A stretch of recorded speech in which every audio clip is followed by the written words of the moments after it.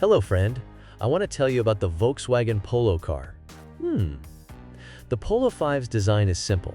If we leave the subject of engines aside, the suspension consists of a pair of McPherson struts at the front, with a single wishbone, and at the rear a model torsion beam was used. The system's tuning is dictated by function.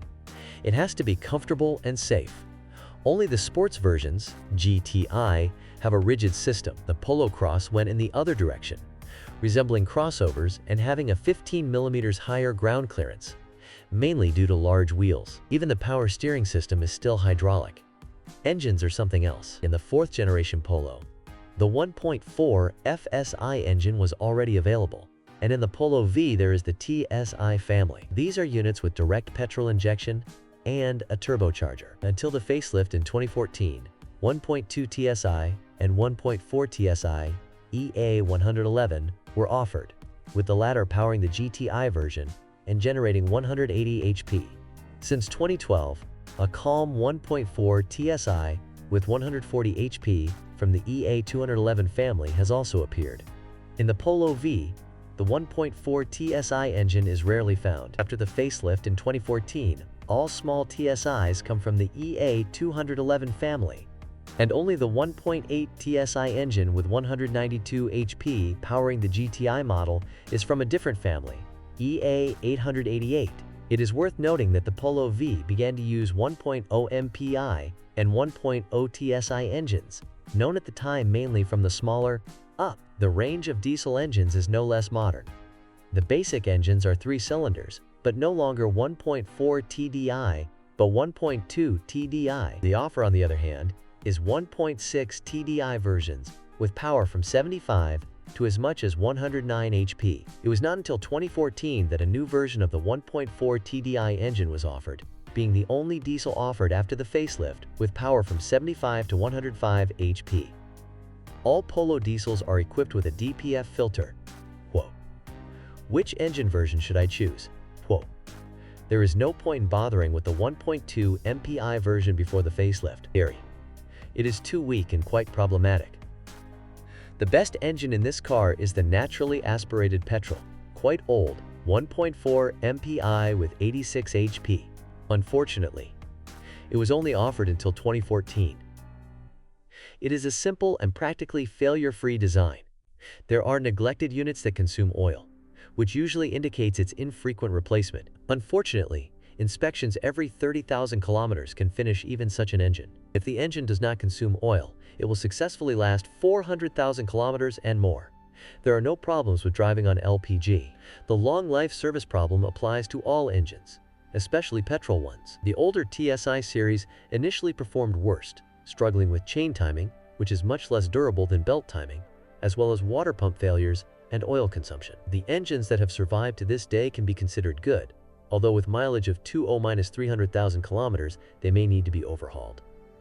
After modernization, the entire TSI family was improved, EA211, mainly changing the timing drive to a failure-free one, i.e. with a belt. They no longer tend to break down frequently, and the phenomenon of oil consumption concerns only neglected engines. The 1.2 TSI engine can be considered the best, and at the same time optimal, in the Polo after the facelift. In the 90 horsepower version, the engine provides good dynamics, while the 110 horsepower unit can accelerate the small Volkswagen in 9.3 seconds.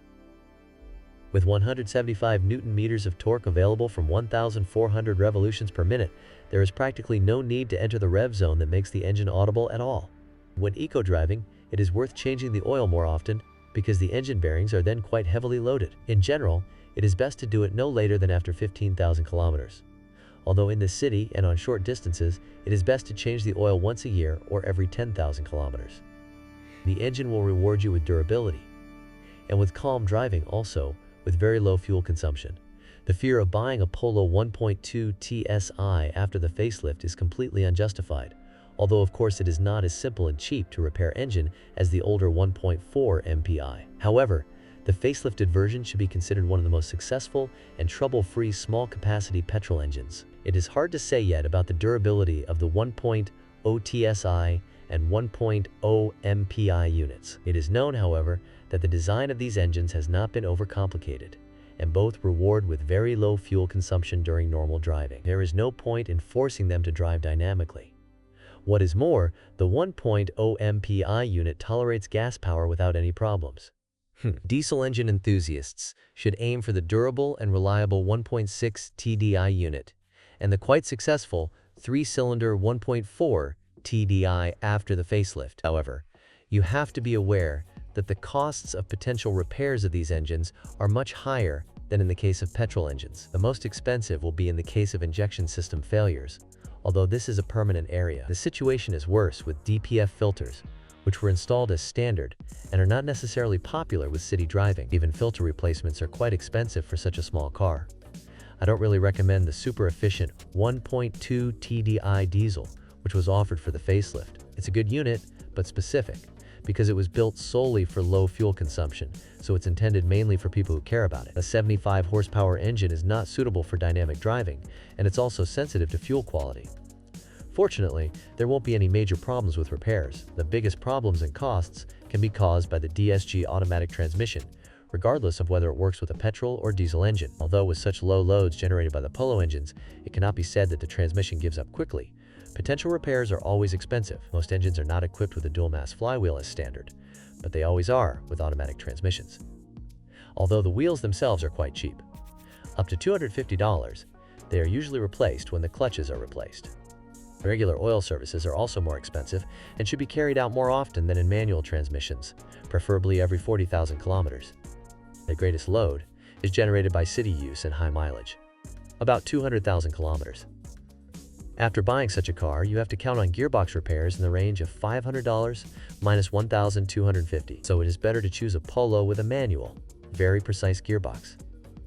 What's going wrong with the Polo -5? The good news is that the Polo V is a very refined model and better quality than, for example, the Skoda Fabia or Seat Ibiza. The paint and seals are more durable, as are the interior elements. Repairs to the running gear can be considered cheap, and the use of original brake discs and pads gives peace of mind for several years. It's hard to even point out an area that could be considered a failure. With proper maintenance, the Polo V will last for many years without any serious faults outside the area of the drive system. Thanks for listening to me. Don't forget to subscribe to the channel and rate my video. If you know of any problems with this car that I haven't mentioned, be sure to write about them in the comments.